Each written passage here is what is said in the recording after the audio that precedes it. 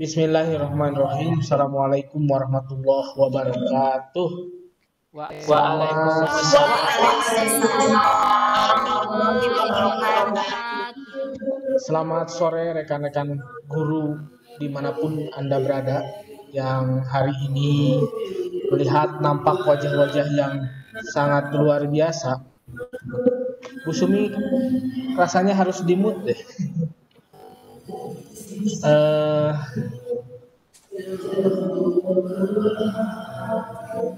Hari ini saya alhamdulillah diberikan kesempatan oleh Allah untuk hadir di hadapan Bapak Ibu semuanya di IHT ya, virtual ini, dan saya diberikan amanah untuk menyampaikan tentang pendidikan menurut Ki Hajar Dewantara. Mari kita mulai pertemuan ini dengan membacakan basmalah. Bismillahirrahmanirrahim. Dan mari kita berdoa bersama-sama, semoga Allah menambahkan, memberkahi ilmu kita, dan menjadi bagian dari ibadah kepada Allah Subhanahu wa taala. Allahumma inni as'aluka ilman nafi'an wa rizqan thayyiban wa amalan mutaqabbalan. Baik Bapak Ibu sekalian, hari ini kita akan dimulai dengan satu ice breaking terbaik yang insya Allah akan dipimpin oleh Pak Sugandi ya, Pak Sugandi dari Cianjur, Bandung Barat ya, Bandung Barat. Silahkan Pak Sugandi. Ya. Baik, bismillahirrahmanirrahim. Assalamualaikum warahmatullahi wabarakatuh. Bapak fasilitator yang saya hormati, rekan-rekan yang saya hormati, sebelum kita memulai materi pendidikan menurut Ki Hajar Dewantara pada sore hari ini, adalah kita bersama-sama untuk berrelaksasi dengan breaking, tetapi nanti Bapak Ibu boleh komen ya tentang ice breaking yang saya bikin. Bu Rista, tolong dibuka kameranya Bu Rista biar kita bisa bersama-sama mengikuti ice breakingnya. Siap. Ibu-ibu dan bapak tentunya sudah mengenal ya, satu-satu aku sayang ibu, dua-dua sayang ayah, tiga sayang semua. Siap. Nanti saya akan ganti beberapa kata-katanya dengan satu, aku sedang diklat, dua, aku sedang diklat, tiga, aku sedang diklat, 1, 2, 3, aku sedang diklat. Gitu ya. Ya, kita mulai ya bersama-sama. 1, 2, 3. Suaranya dikeluarkan Bu. 1, 2, 3. 1, 1. Aku sedang diklat. Aku sedang diklat. 3. Aku sedang diklat. 1, 2, 3.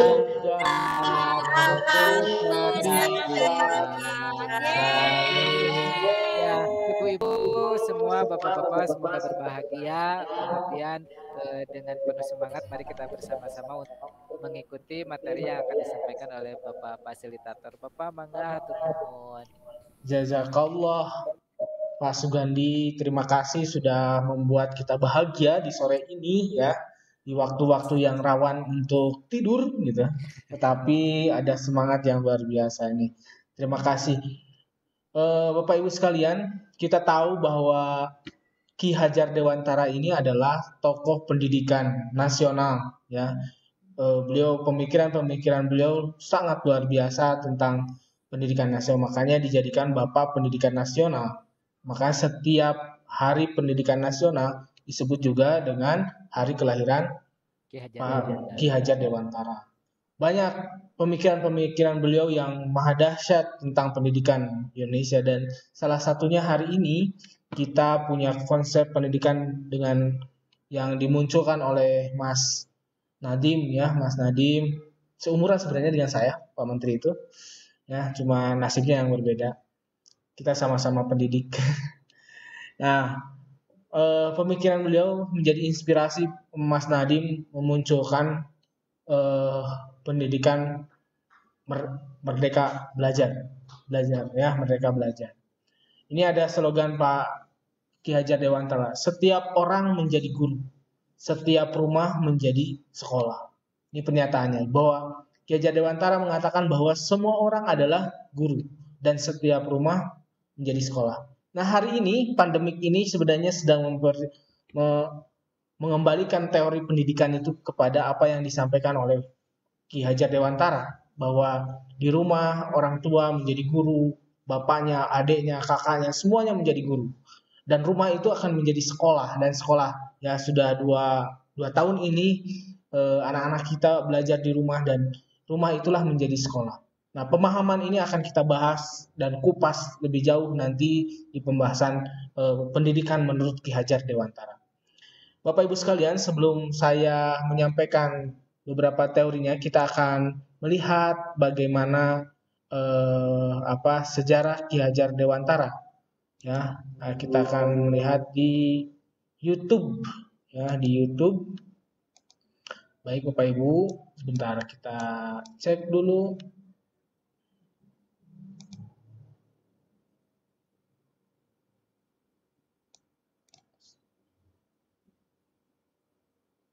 Sebentar Bapak Ibu.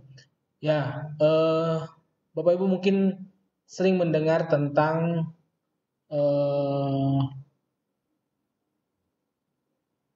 Pak Ki Hajar Dewantara ya. Baik, mana ya, kita mau buka YouTube-nya. Masya Allah. Ya, sebentar ya, ditunggu ya. Bapak Ibu mohon bersabar. Bapak Ibu mohon bersabar. Ini, oke. Klik.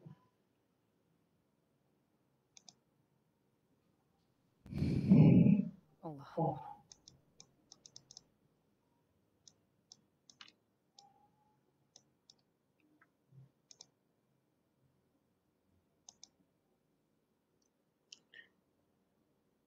Iya. Oke, sudah tampilkah?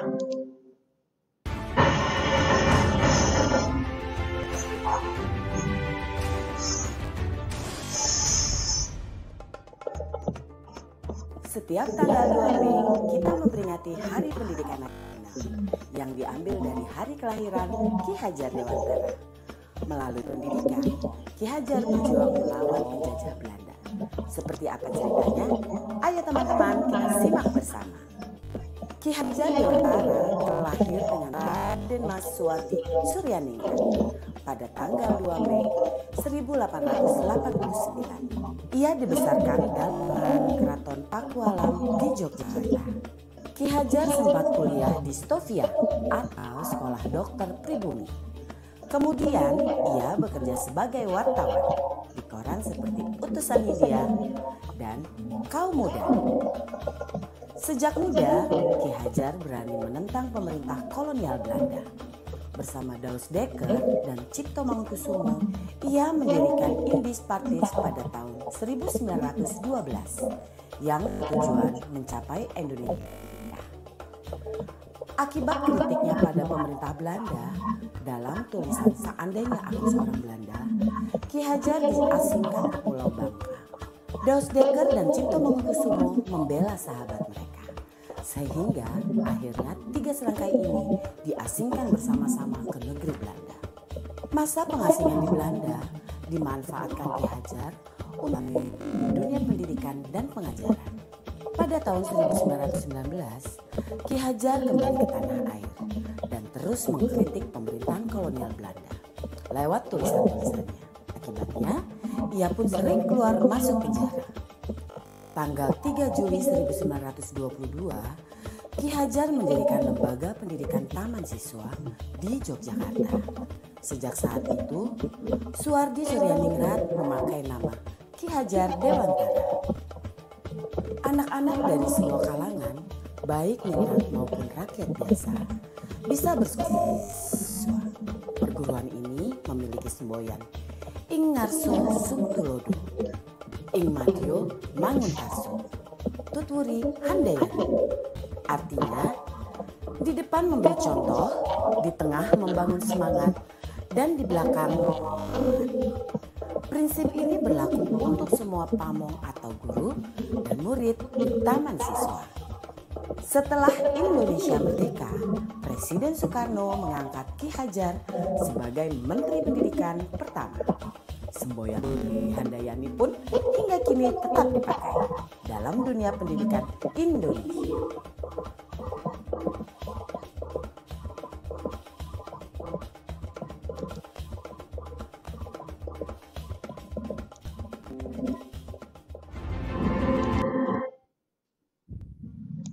Baik, Terima kasih Pak. ya terlihat videonya? Terlihat Pak. Yang Jelas, jelas Pak. sangat jelas ya. Jadi mengingatkan bahwa sejarah itu ya Pak ya. Betul. Nah, saya ingin juga coba bertanya Bapak Ibu sekalian tentang sejarah Pak Ki Hajar Dewantara ini. Nah, Bapak Ibu sekalian, dari sejarah itu bagaimana perjuangan Pak Ki Hajar Dewantara dalam memperjuangkan pendidikan di Indonesia ya. Beliau dulu bersama siapa temannya? Ada yang tahu? Bersama siapa? Ayo, yang tahu nanti dapat. Ayo, siapa? Dewas Dekker ya. Iya, Dewas Dekker, Pak. Iya, betul ya. Iya, Nanti Dewas kita buka Dekker. lagi sejarahnya ya. Beliau bagaimana terus berjuang mengkritik penjajahan. Karena kenapa bisa mengkritik dan punya keberanian itu? Karena Pak Ki Hajar Dewantara berpendidikan seperti itu. Nah, semangat untuk berpendidikannya sampai dia mendirikan sekolah apa namanya? Apa sekolahnya yang di Siswa ya. Taman Siswa. Taman Siswa. Yes. Ya, Oke. mereka mendirikan sekolah dengan nama Taman Siswa. Di Taman Siswa itu ada slogan yang sampai hari ini selalu diingatkan. Apa slogannya? Ing Ngarso Ngarso Sumtulodo, di depan memberikan contoh, di belakang memberikan dorongan. Betul. Nah, itulah ya semangat Ing Ngarso Sumtulodo, Ing Madya Tutwuri di Handayani. depan memberikan contoh, di belakang memberikan dorongan. Di depan memberikan contoh, di belakang memberikan dorongan. Tutwuri Handayani. Lalu menjadi teladan gitu ya buat anak-anak kita. Tetapi ada yang menarik dalam pendidikan yang disampaikan oleh Pak Ki Hajar Dewantara itu, bahwa pendidikan adalah tempat bersemayamnya segala benih-benih kebudayaan yang hidup dalam masyarakat kebangsaan. Jadi ada 3 poin ya dalam teori pendidikan yang disampaikan oleh Pak Ki Hajar Dewantara. Yang pertama adalah pendidikan adalah sebagai tempat bersemayamnya kebudayaan peradaban. Jadi kalau orang berpendidikan maka akan menghasilkan sebuah peradaban yang baik, gitu kan? Jadi kalau orang yang tidak berpendidikan maka biasanya mereka menjadi yang tidak baik karena mereka tidak mengerti. Indonesia bisa merdeka karena ada pendidikan, kan seperti itu. Indonesia bisa maju karena pendidikannya yang lebih baik. Nah, kebudayaan itu dibangun seperti di Jepang. Ketika Hiroshima dihancurkan, maka yang pertama diperhatikan oleh Kaisar Jepang ketika itu adalah berapa jumlah guru yang hidup, kan seperti itu. Lalu pendidikanlah menjadi pusat pembangunan Kaisar ketika itu. Nah, begitupun sama Ki Hajar Dewantara menyampaikan bahwa pendidikan itu harus memunculkan 2 hal. pertama kebudayaan dan peradaban, lalu yang kedua adalah perubahan. Pendidikan itu harus menghasilkan perubahan, kata Ki Hajar Dewantara. Jadi kalau ada pendidikan tidak menghasilkan perubahan, maka namanya bukan pendidikan. Jadi kalau ada nanti siswa contohnya nanti masuk kelas masuk ke SMP 1, ke SMP 2 Cisompet atau ke SMP 1 Cipatat, maka jangan dipilah-pilah siswa itu gitu ya. Kalau ada anak yang masuknya dengan kondisi kurang baik, maka lulusnya harus lebih baik gitu kan. Kalau ada anak yang kondisi akhlaknya kurang baik, maka harus lulus dengan kondisi baik. Jangan sampai ada anak yang soleh masuk ke sekolah kita, lulusnya Salah. Nah itu berarti pendidikannya tidak sesuai yang apa yang diharapkan oleh Ki Hajar Dewantara, gitu ya. Bapak Ibu sekalian, selanjutnya teori kedua adalah ada perbedaan antara pendidikan dengan pengajaran, gitu kata Ki Hajar Dewantara. Pengajaran atau onderwijs kalau bahasa bahasa Belanda namanya. Pengajaran itu merupakan salah satu bagian dari pendidikan. Nah, jadi pengajaran itu salah satu bagian dari pendidikan. Maksudnya pengajaran itu tidak lain adalah pendidikan dengan cara memberi ilmu atau berfaedah buat hidup anak-anak baik lahir maupun batin.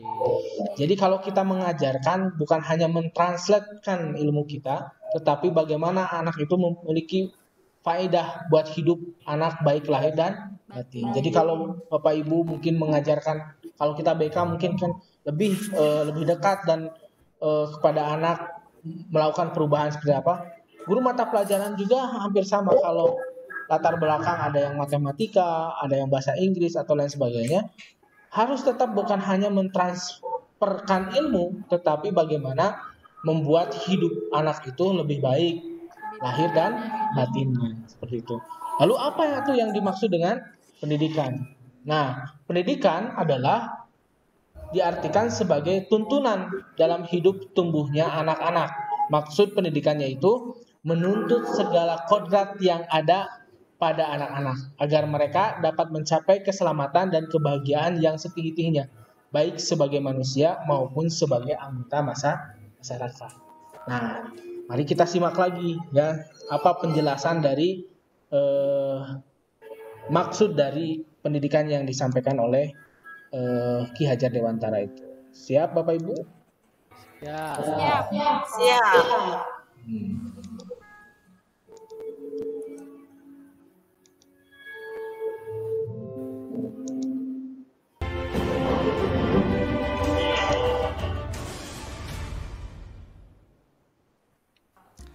Bapak Ibu calon guru penggerak telah menyimak video profil sejarah Bapak Pendidikan Nasional kita Ki Hajar Dewantara. Pada kesempatan ini, izinkan saya untuk memaparkan refleksi saya terkait pemikiran Ki Hajar Dewantara untuk membuat kita lebih memahami impian besar beliau untuk membawa anak Indonesia mencapai kemerdekaan belajar. Ada dua hal yang ingin saya sampaikan di sini. Pertama, beliau berkata bahwa pendidikan adalah tempat persemaian benih kebudayaan. Pada hal ini, Ki Hajar membuat sebuah koneksi dua hal yang tidak terpisahkan antara pendidikan dan kebudayaan. Dua hal ini adalah satu kesatuan. Menurut Ki Hajar, kita mimpikan, peradaban bangsa yang kita cita-citakan, pendidikan adalah fondasinya. Atau dengan bahasanya Ki Hajar adalah tempat persemaian benih-benih kebudayaan. Dengan kata lain, pekerjaan yang kita lakukan di pendidikan bukan saja pekerjaan untuk anak bersekolah, ujian hasilnya baik, dan lain sebagainya, tapi adalah pekerjaan untuk kebudayaan yang kita cita-citakan. Dengan kata lain, ini adalah pekerjaan untuk membentuk peradaban. Jadi ini peran yang sangat penting antara pendidikan dan kebudayaan. Dua-duanya adalah satu ikatan yang tidak bisa dilepaskan. Yang kedua, inti dari filsafat Ki Hajar Dewantara itu adalah perubahan. Dalam hal ini, bagi saya, analogi yang tepat untuk filsafat Ki Hajar Dewantara itu adalah seperti tata surya.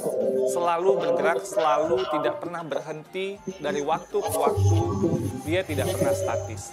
Karena itu bagi Ki Hajar, kebudayaan tidak boleh statis, harus terus bergerak. Dalam upaya pemeliharaan kebudayaan, bagi harus terus bergerak sesuai dengan kodrat alam dan kodrat zamannya. Jika kebudayaan itu terisolasi, kebudayaan itu akan menuju kehancuran. Pendidikan pun juga sama, tidak boleh statis. Pendidikan harus terus. Oke, Bapak Ibu. Nah, jadi tadi bahwa sesungguhnya pendidikan itu tidak boleh statis, ya Bapak Ibu sekalian. Nah, baik, di sesi terakhir yang ingin saya sampaikan Bapak Ibu sekalian, ini ada pernyataan yang menarik dari Ki Hajar Dewantara. Pendidikan Ki Hajar Dewantara mengatakan bahwa pendidikan berhamba pada anak, gitu ya, berhamba pada anak. Keterangannya, jadi Ki Hajar Dewantara mengatakan seorang tani yang menanam padi misalnya hanya dapat menuntut tumbuhnya padi meskipun ia dapat memperbaiki pertumbuhan tanamannya itu. Ia tak akan dapat mengganti kodrat irodatnya, misalnya ia tak akan dapat menjadikan padi yang ditanamnya itu tumbuh sebagai jagung. Selain itu, ia tidak dapat memelihara tanaman padi tersebut seperti halnya memelihara tanaman kedelai ataupun tanaman lainnya. Jadi anak itu sudah punya kodratnya, punya kelebihannya, punya bakatnya. Maka kembangkanlah sesuai dengan kodrat dan bakatnya. Jangan paksakan anak harus sesuai dengan pemikiran kita. Kita hanya ingin membantu anak untuk menggali potensinya, menjadi lebih maju, lebih berkembang potensinya, gitu ya. Itu yang paling penting. Yang selanjutnya Ki Hajar Dewantara juga menjelaskan mengenai tujuan pendidikan, yaitu menuntut segala kodrat yang ada pada anak agar mereka dapat mencapai keselamatan dan kebahagiaan yang setinggi-tingginya, baik sebagai manusia maupun sebagai anggota masyarakat. Jadi anak itu harus punya kebahagiaan, berbahagia dia dalam belajar, dia juga punya peran di hadapan masyarakat kita. Itulah tuntutan yang paling harus dilakukan oleh para guru ketika melakukan pendidikan di sekolahnya. Yang terakhir, Ki Hajar Dewantara menyampaikan 5 asas. Konsep belajar yang diusung oleh Ki Hajar Dewantara memiliki 5 asas, antara lain asas kemerdekaan, asas kodrat alam, asas kebudayaan, asas kebangsaan, dan asas kemanusiaan. Asas tersebut pula lah yang mendasari pendidikan perguruan taman siswa. Nah, ini mudah-mudahan yang saya sampaikan ini bisa bermanfaat buat Bapak Ibu semuanya. Dan mari kita mengembalikan kiblat kita, pendidikan kita kepada kiblat pendidikan tokoh Indonesia yang sesungguhnya, pendidikan Ki Hajar Dewantara. Terima kasih. Assalamualaikum warahmatullahi wabarakatuh. Waalaikumsalam warahmatullahi